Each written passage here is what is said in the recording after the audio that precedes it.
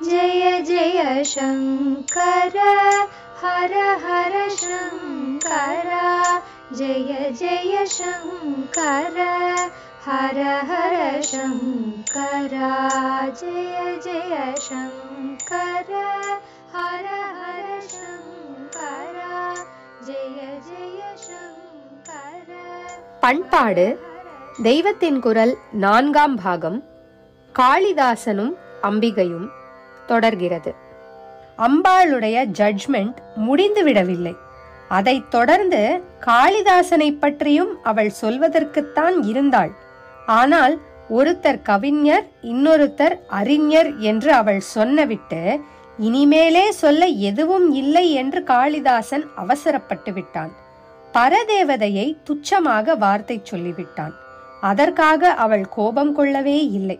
நம் குழந்தையை நாம் ஏதோ அலட்சியப்படுத்தி விடுகிறோம். ரொம்பவும் காரியமாய் இருந்ததில் அது சொல்ல வந்ததை காதில் போட்டு கொள்ளாமல் இருந்து விடுகிறோம். அதனாலே அது கோபித்து கொண்டு போய் என்று உட்கார்ந்து விடுகிறது. அந்த குழந்தைக்காக அடுப்பிலே பக்ஷணம் பண்ணி கொண்டிருந்ததால் தான் நாம் அது சொல்ல வந்ததை கவனிக்காதது. பக்ஷணம் பண்ணி ஆனதும் எடுத்துக்கொண்டு போய் உர் என்று உட்கார்ந்திருக்கிற குழந்தைக்கு கொடுக்கிறோம். வேண்டாம் போ என்று வாரி நம் மூஞ்சியிலே அடிக்கிறது. அதனிடம் நமக்கு கோபமா வருகிறது? ராஜா பயலே, உனக்கு இத்தனை ரோஷமா? உன்னை கவனிக்காத இந்த அசட்டு அம்மாவை நன்னா அடி என்று குனிந்து காட்டத்தானே தோன்றுகிறது. அம்பாளுக்கும் அவளுடைய குழந்தையான காளிதாசன் சீறியதில் கோபமே வரவில்லை, பெருமைதான் பட்டாள். நான் யாரடி என்று அவன் கேட்டதற்கு பதிலாக த்வமேவாஹம் த்வமேவாஹம் த்வமேவாஹம் ந சம்சயஹ என்றாள்.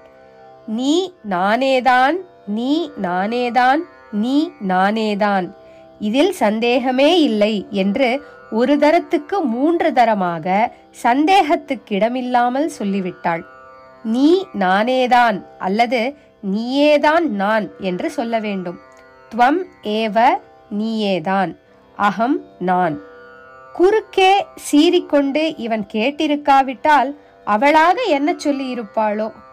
ஒரு கவி நிஜமான கவி, இன்னொரு கவி அறிஞர் என்று சொன்ன அப்புறம் இவன் காளிதாசன் இரண்டும் பூரணமாக சேர்ந்த பண்டித கவி என்கிற மாதிரி ஏதாவது ட்ரிபியூட், பாராட்டு கொடுப்பதோடு நிறுத்தி கொண்டிருப்பாளோ என்னவோ.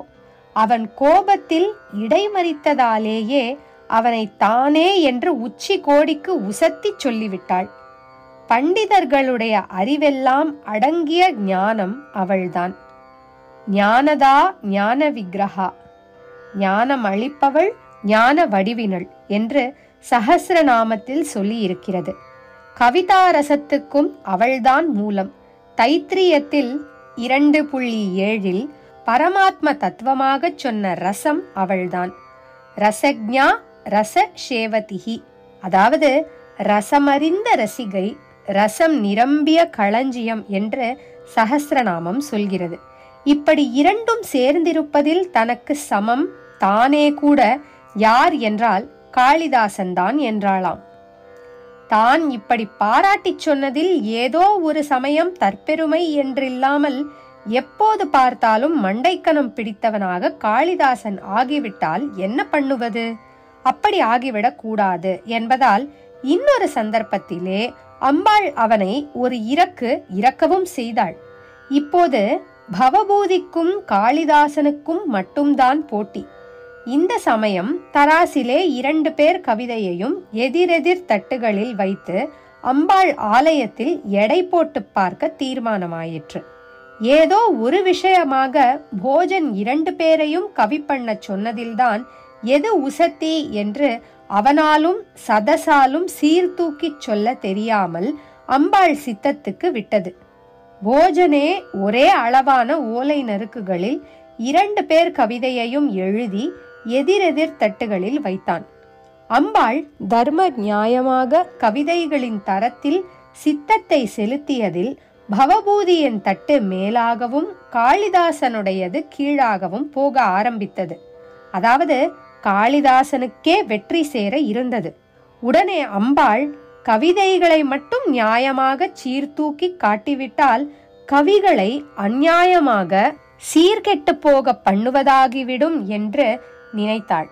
இப்போதும் காளிதாசனே ஜெயித்தால் அப்புறம் ரொம்பவும் மண்டைக்கனம் ஏறி வீணாய் விடுவான். அதே போல ரொம்பவும் சரக்கு உள்ள பவபூதியும் ஏற்கனவே கொஞ்சம் மறைமுக இரக்கலாக பண்டித பேர் வாங்கினது போதாதென்று இப்போது நேராக காளிதாசனுக்கு தோற்று போனால் மனஸ் உடைந்து சீர்குலையும்படி ஆகும். 2 குழந்தைகளையுமே இப்படி ஆகவிடப்படாது என்று நினைத்தாள். க்ஷண காலம்தான், அல்லது அதைவிடவும் குறைவு. அம்பாளானதால் அதற்குள் இப்படி நினைத்து தராசு தட்டுகள் ஏறி இறங்குவதை மாற்றுவதற்கும் அந்த க்ஷணத்துக்குள்ளேயே ஒரு வழியை நிச்சயம் செய்து கொண்டாள். அழகுக்கு அழகு செய்பவளான பரதேவதை சர்வாலங்கார பூஷிதையாக இருப்பவள். அவள் தலையில் கேசத்தில் பின்னலின் உச்சியில் புஷ்பம் வைத்துக் கொண்டிருப்பது மட்டும் இல்லை, காதின் மேலேயும் ஒரு புஷ்பத்தை சொருகி கொண்டிருப்பாள்.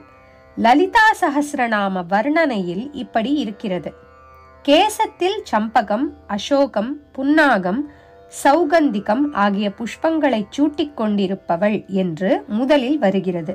சம்பகாசோக புன்னாக சௌகந்திக லசத் கச்சா. அப்புறம் ரொம்பவும் மனசை கொள்ளை கொள்ளும் விதத்தில் செவிப்பூவாக கதம்ப புஷ்ப கொத்தை வைத்துக் கொண்டிருக்கிறவள் என்று வருகிறது. கதம்ப மஞ்சரி கிளிப்த கர்ணபூர மனோகரா. நம் கதை நடந்த போது இம்மாதிரி கல்ஹாரம் என்ற குவளை மலரை அம்பாள் காதின் மேல் அணிந்து கொண்டிருந்தாள்.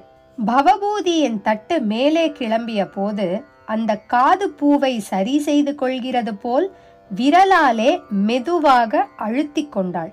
அப்படி பண்ணுவதிலேயே சாமர்த்தியமாக அந்த புஷ்பத்தில் இருந்து தேன் சொட்டை சுண்டிவிட்டு அது போய் நேரே பவபூதியுடைய ஏட்டின் மேலே விழும்படி செய்துவிட்டாள்.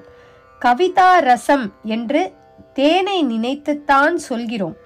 மதுர ஸ்வரூபிணியான அம்பாளுடைய செவிப்பூவின் தேன் சொட்டு விழுந்த கணத்தில் பவபூதியுடைய கவிதையில் குறைந்த ரசம் மேக்கப் ஆகிவிட்டது. சட்டென்று அவனுடைய கவிதை தட்டு கீழே இறங்கி காளிதாசன் கவிதை உயரே போயிற்று. கவிஞர்களை எடுத்துக்கொண்டாலோ இதற்கு நேர்மாறாக பவபூதிக்கு உயர்வு கிடைத்தது. காளிதாசனை ஒரு இறக்கு இறக்கினதாக ஆயிற்று. ஆனாலும் உடனேயே காளிதாசனுக்கு அம்பாள் செய்த ட்ரிக் புரிந்துவிட்டது. எப்படி புரிந்தது என்றால், அவளே நானேதான் நீ என்று சொல்லி இருந்தாளோ இல்லையோ, அவள் வாக்கு பொய்க்குமா? அவளாகவே இருந்து அவளுடைய காரியத்தை புரிந்து கொண்டு விட்டான். உடனே இதை ஆசு கவிதையாக பாடியும் விட்டான். ஆனால் முன்னே அவசரப்பட்டு திட்டினானே, அப்படி திட்டியா பாடினான்? இல்லை.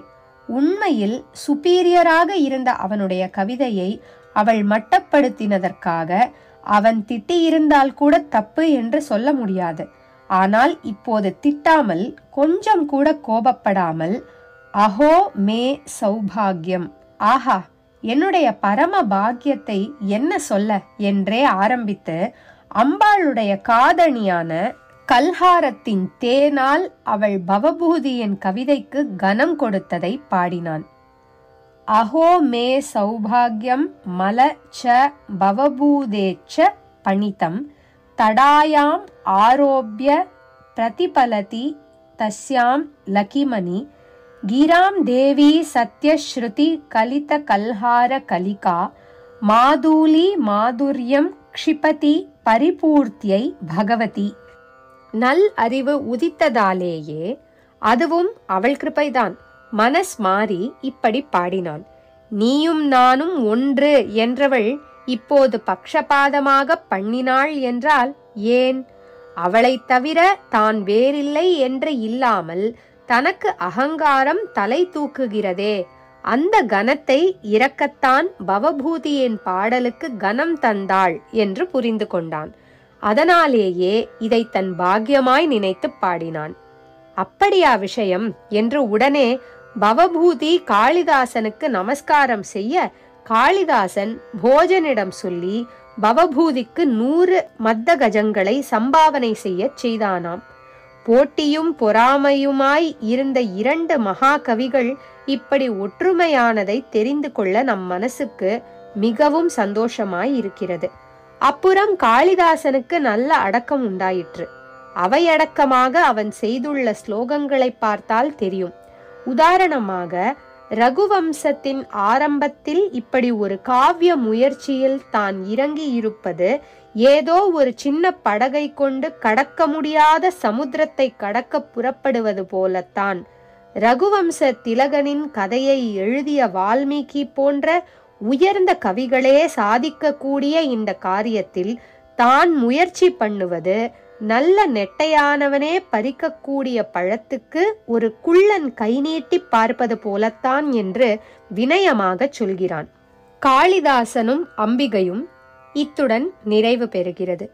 ஜெய ஜெய சங்கர, ஹர ஹர சங்கர, மகாபெரியவா சரணம். जय जय शङ्कर हर हर शङ्कर, जय जय शङ्कर हर हर शङ्कर, जय जय शङ्कर।